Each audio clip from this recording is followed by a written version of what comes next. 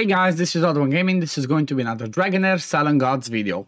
In today's video, I want to show you my team that I'm using for the Heretical ruins, and it's a pretty fun team. However, it's basically a showcase again, okay? It is a showcase because I'm using my legendaries that I have built and whatnot, but the thing is, they can be interchangeable, okay? The heroes that I'm going to show you are not mandatory.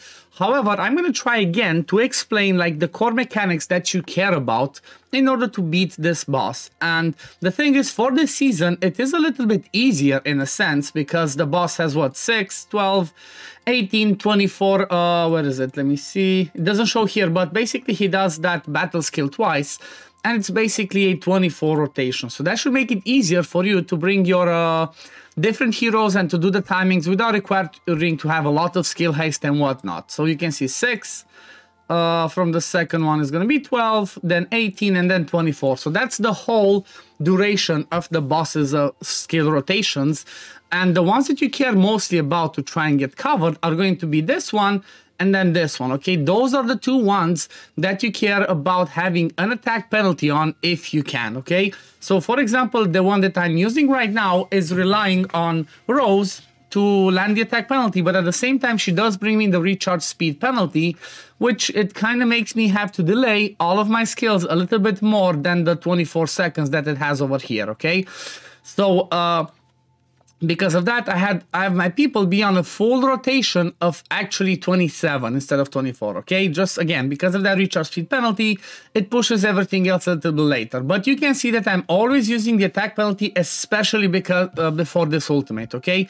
This ultimate is the one that smacks really hard, okay? So, for example, maybe after this run, I can try and time my Rose, so she uses the initial one just before this one, but I kind of like to use her like that because she will always land the attack penalty, but she's also the one that wears the Witch's Remains, and she also has a chance to land the defense penalty on the side adds, as you can see. Otherwise, it does become a little bit more difficult to kill them. By having the defense penalty, you see that I'm killing them pretty easy. However, I don't have perfect legendary gear on them. If I had better legendary gear on them, then I would not really care about the defense penalty to land from Rose. Maybe I could even have just the Crown of the Unclean. That could work. Just focus on one of them first and then on the other one.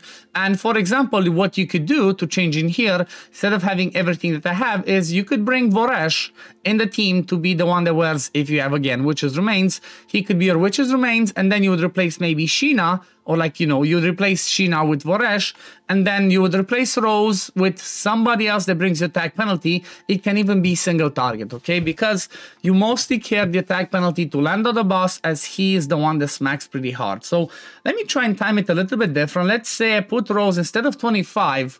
Let's say I put her at 20. Hopefully that way it lands just before the what's it called? This one where she spawns just before the boss does Nirvana and she spawns the side adds. I want to see first, before I continue explanation, I want to see if that's the right timing. If not, I'm just going to push it a little bit further just so I can show exactly the concept that you have to bring in here. So let's see. Okay, so she does it fine. We should have the attack penalty before this one and then before the ultimate. So the whole idea is like this. Like I said, you want to have attack penalty just before those these two hits, so you don't take some big hits. Even like that, you see that we take a pretty big chunk, but then we have Garius coming in with the heal, and I just have Garius go however he wants. The other position that's really important, apart from the attack penalty, is the one where I'm using Mithrasia over here, okay? Unfortunately, I don't have anybody else built that I could bring in instead of Mithrasia because, well, sorry, I'm dying. Well, she is the one that brings me the debuff immunity, okay? You definitely want to block the burns over here, because if the boss does the burn on you when he does that big smack, or she or it does the big smack, then this one's always going to be an AoE hit and you're going to take a lot of damage. So basically you have to replace Mithrasia with anybody else that brings you that debuff immunity. It can be Catherine for this team, it can be who else brings, like, I cannot think of other people that actually do it, but anybody that brings you debuff immunity, maybe a little bit of healing, is good for this team. If you want to bring somebody like a Thea, keep in mind that Thea only lands debuff immunity on ranged heroes. However, that can still work as long as you only have one melee DPS, one melee unit. So for example, if you use Garius, that's okay. Just time Garius to always go after the ultimate with his heals, because he will always cleanse that burn off himself. And then if you have Thea in there instead of her, and you just bring some other ranged DPS, you should be just fine, and you should be doing this fight pretty well. For me, I really like it because it works with my Vortex people, okay? In this team, you can see that I have Sheena and Gerthen. They're used for my Vortex team. They're the Ice Blast people, and even though it's not really recommended, you see that we did not have the attack penalty. So because I landed over here, and because of Rose's recharge speed penalty, it kind of changes the duration of stuff, and she lands it maybe a little bit too early. See, she does it already over here. So because she does the attack penalty over here, it does not land till the ultimate. So I might have to move the whole complete recharge time for a little bit later, but it still works. Again, the only reason I'm doing it this way is because I have Rose's recharge speed penalty, and that's what makes it be a little bit more difficult to time. If you do not have Rose, but you have your normal, you know, just a normal attack penalty hero in the team, you see my Mithrasia died, but I should still be able to kill it. So again, this one did not work perfectly for me. I just keep it to block the main ultimate. But if you don't have a recharge speed penalty, the timings are pretty easy because you have a 24-second that you have to work with, okay? That's all you need to care about. So for example, if I show you mine, like I said, I have a Mithrasia, which is going to be your debuff immunity hero. It doesn't have to be Mithrasia. It can be anybody else. Then I put her on the 27th because, oh, my puppy's coming to hide. There's some, you know, it's close to New Year and people just keep doing poppers. They make loud noises and then a puppy comes and hides. But if you don't have, again, if you don't have recharge speed penalty or anybody that does any control immunity, control ultimate energy, because that shifts the timings, you basically have a 24 rotation, okay? So that means you would have the initial one be at like 23, for example, if this one was a Catherine, and then this one you always put at 24. Same thing for the attack penalty, you would have it, maybe for the attack penalty would be easier, you could have the first one be at 19, wait, come on, the whole thing, 19 and then 24.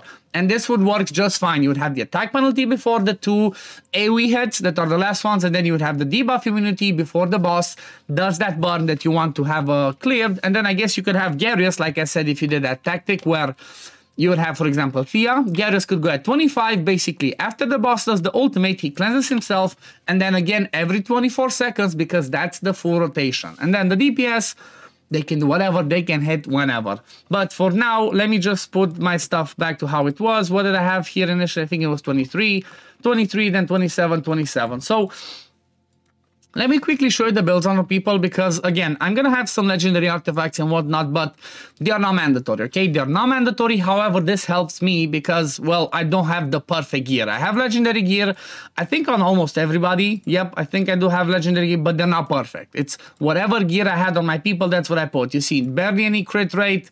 There's not enough crit rate over here to crit. Same thing for Rose. So I just hit the stats that I needed for my debuffs, and then try to squeeze in some damage. So, for example, Rose is the Witch's Remains wearer, and for this season I have her in the Serial Whisper because this one gives us attack up every time she lands a debuff. I'm gonna tell you a secret, don't tell devs. This one works even if you don't have it on her. If anybody lands a debuff, it's fine. So you could have, for example, on somebody like a Garius. Shh, don't tell them. But yeah, Garius has the staff. I'm using this one because he converts any overheal into a shield. But again, if you have Garius and another healer, like for example Catherine instead of Mithrasia, as long as you land the attack penalty for both of the AoEs, this one and this one, the two people healing should be just fine. And then the DPS heroes, let me show you the damage. Again, the builds. Again, they're not perfect. They're not perfectly speed tuned. I do have her exclusive artifact. It does not have to be this one. The best one for her would be the Manticore statue, because most of her damage comes from this battle skill, as that's how Ice Blast people work, as much battle skill damage as they can because of the ice crystals. And then you have somebody like Ishina. I built her in the Gambler because she does 12 hits on this one, and then she does a ton of hits on the battle skill as well. But again, these DPS are not mandatory. If you follow all the principles, and you know, I gave you some ideas of replacements, you should be able to do this one, even if you don't do it at 9 initially. It's a good guide so that you can start pushing it higher and higher, and then eventually you're gonna get to stage 9, and you know, if you're gonna have AoE DPS, those are going to be better. So for example, like I said, if I dropped Rose for a, maybe even a Sigrid, okay, an attack penalty from Sigrid, then instead of Sheena, I had a Voresh, okay, would put Voresh in the Witch's Remains, or the Crown of the Unclean if you don't have the Witch's Remains. Then Sheena would go after the boss spawns, okay, Sheena, Voresh. From this spot, I would make go after the Nirvana, so both adds are spawned. Then Voresh would do that, defense penalty, and then Sigrid would do the attack penalty and hit also the side adds. But if you see that you're taking too much damage, then Sigrid will have to do the attack penalty before the boss does the ultimate. But anyway, I think I'm gonna leave it at this. Hope you liked it. Hope you enjoyed it, guys. Again, keep in mind, I have a giveaway going on right now, which I'm going to pick a winner, 10 winners tomorrow. So go check out my video from yesterday. It's just pretty straightforward. Giveaways, Healer Light giveaways.